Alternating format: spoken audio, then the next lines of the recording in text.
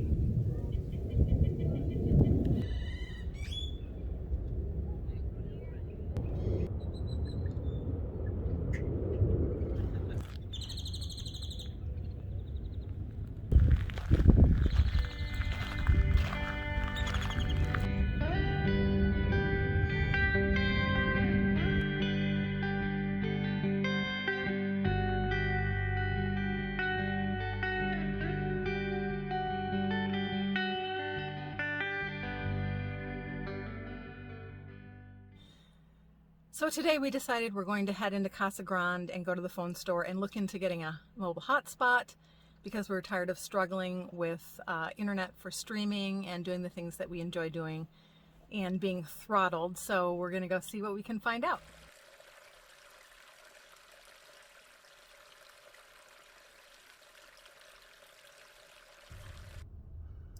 Well, we did it. We got some data.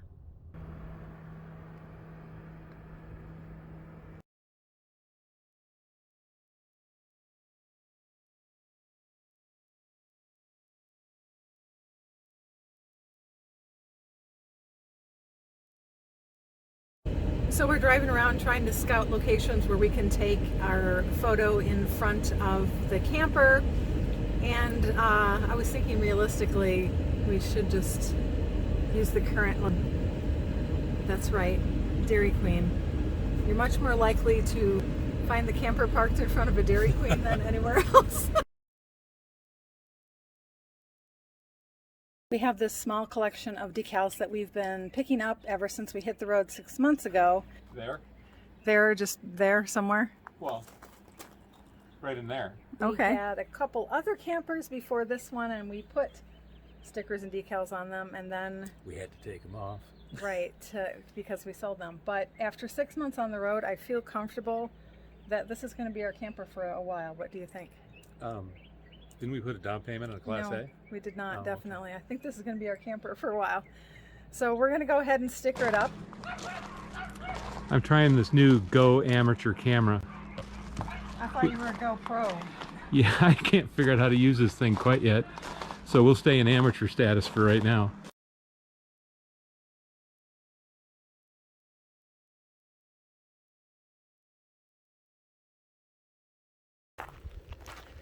And another incredible sunset. You are kidding me with these, right?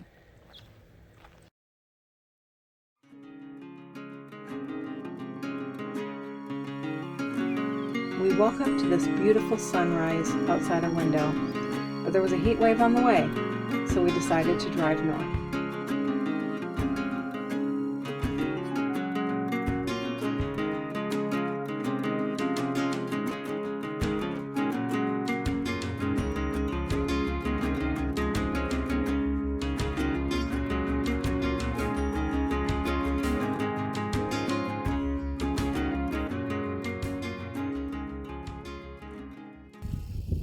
We're boondocking here off Route 66 near Williams, Arizona.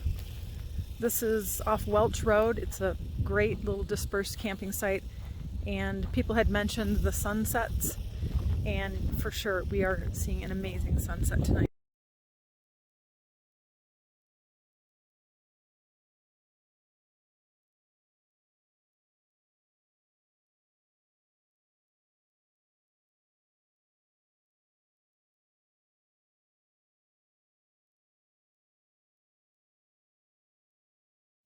Why, yes, I did just go get a big bag of meat snacks because we're about to drive through a bear park and there will be bears everywhere, and we have meat snacks.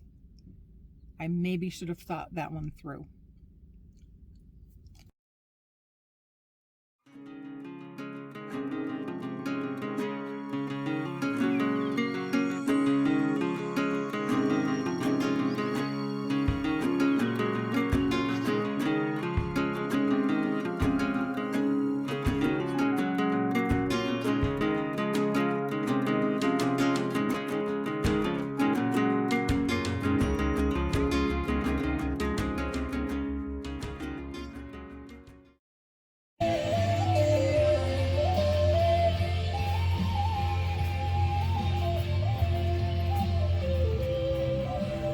We did the drive-through part, and now we're just checking out what kind of animals we can see here in the walk-through park. We came to see the raccoon, but apparently he's out guarding the galaxy right now. We did see this chicken, this cat. We saw this guy, adorable, and some of these. But even in the mine shaft, they were supposed to be spiders. They didn't even come out. We didn't really see too many animals in this animal park.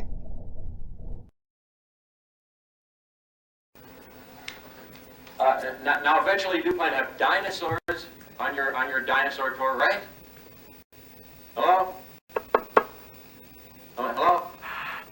Yes?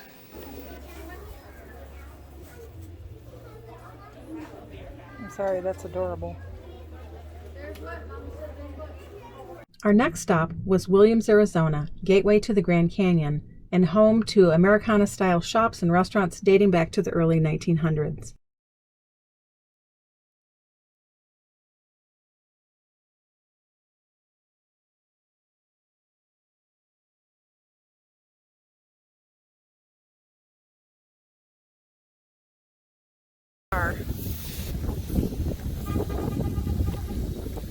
And the ritual begins. I'm a little confused by this since it's April.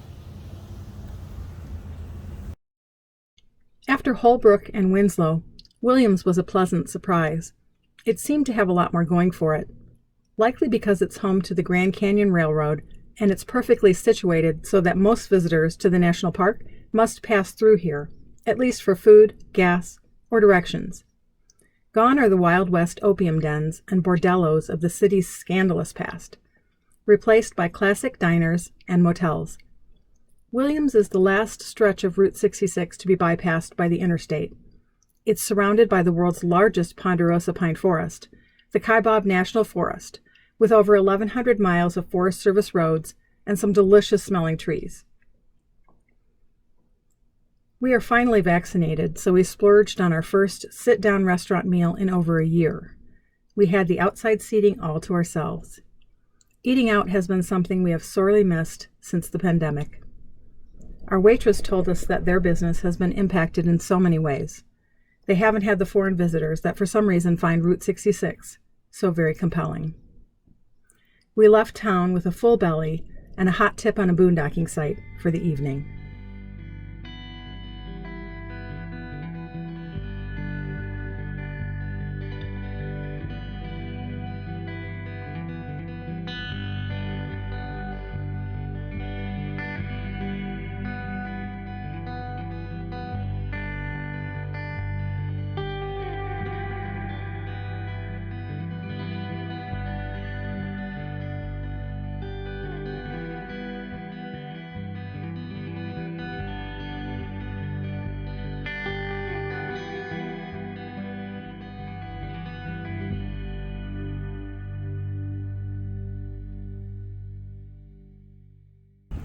Today's Dairy Queen is brought to you courtesy of Williams, Arizona. We weren't quite sure where we were going to spend the night tonight, but our waitress in Williams told us about this Garland Prairie dispersed camping area, and we headed on over here. It's on the way to the Grand Canyon, and it's absolutely beautiful. We got a spot, nice private spot. There are actually quite a few people camping in here, but you can't really notice them. They're all pretty far away. I think that we're going to see a lot of stars tonight. It's going to be very quiet and dark, and let me show you around. So we're just basically in a very nice secluded woody area with, excuse the sun there, some mountains in the distance. And again, this is on the way to the Grand Canyon, so we'll just wake up tomorrow and make our way up there. Bill has never been, so looking forward to his first time at the Grand Canyon. Should be fun. We'll take you along. Oh, and then more importantly, we can add our sticker for the Grand Canyon. We're making a stop at Bedrock City, which is now actually the Raptor Ranch, but this was an old tourist attraction off of Route 66 on the way to the Grand Canyon. Been around for years. Still nostalgic for me. Here, of course, we have the Flintstones mobile.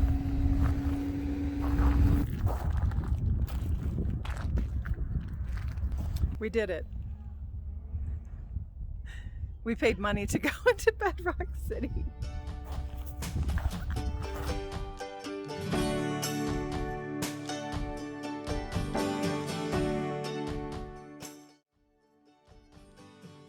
It's a little hard to see this amusement park empty and in disrepair. It's like a loud explanation of the American dream, except no one's listening. In many ways, I think it resembles a large swath of this country and tells our story. Once thriving businesses, closed. Sidewalks, once filled with people, empty. But 60 years living next door to the Flintstones shows us the resilience of the modern Stone Age family. Times may be tough, but we face them head on, each in our own way, searching for a choice corner lot in the town of Bedrock.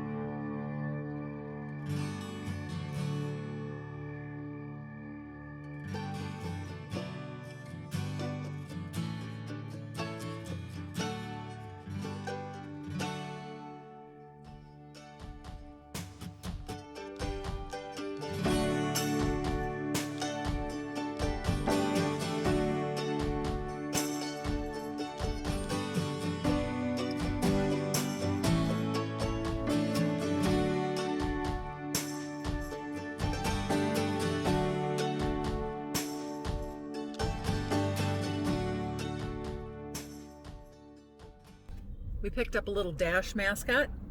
He doesn't have a name yet, but we're hoping he'll serve as a warning to other snakes to stay away. So we made it to within a mile of the Grand Canyon National Park, and then this happened, which we should have expected. Apparently, you have to get up very early to come here, and this is not the channel where people get up early and do stuff. So maybe for the next 2 hours, we're going to be going about a mile. Yeah, so this will be our view of the Grand Canyon. Hopefully we'll actually get there and see something else, but if not, we'll just come back.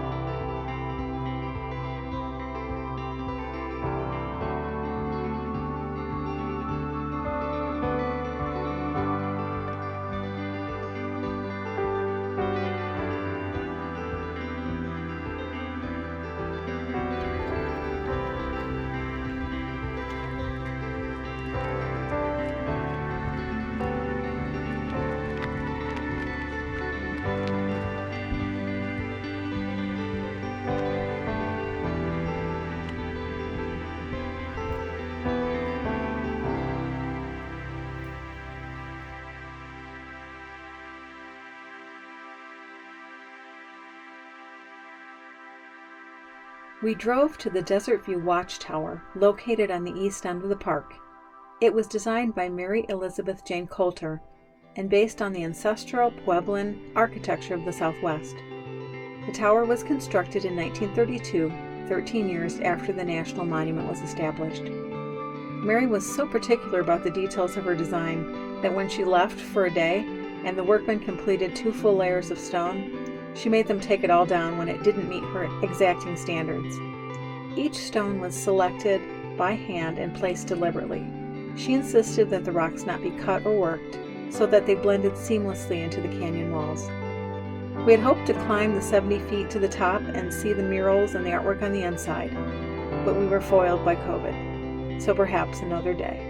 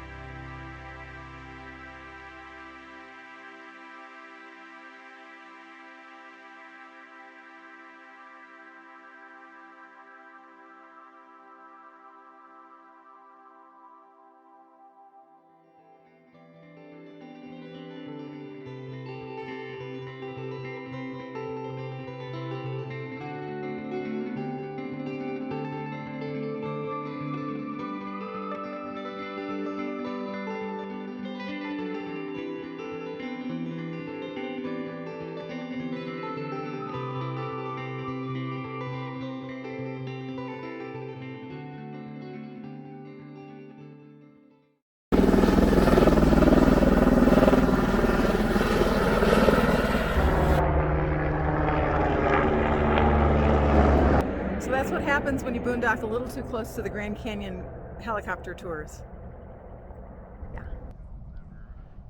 So we learned a little while ago that ponderosa pine trees are supposed to smell like vanilla or butterscotch, the bark. And so this is my first opportunity to get up close and personal to one, and I'm going to give it a smell.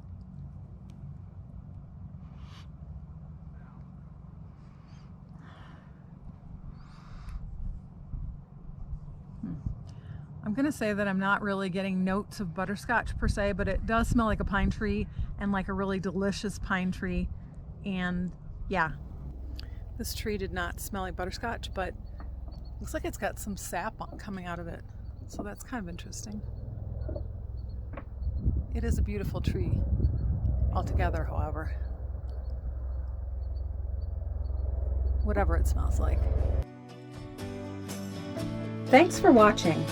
Next stop, historic Seligman and Boulder City, Nevada.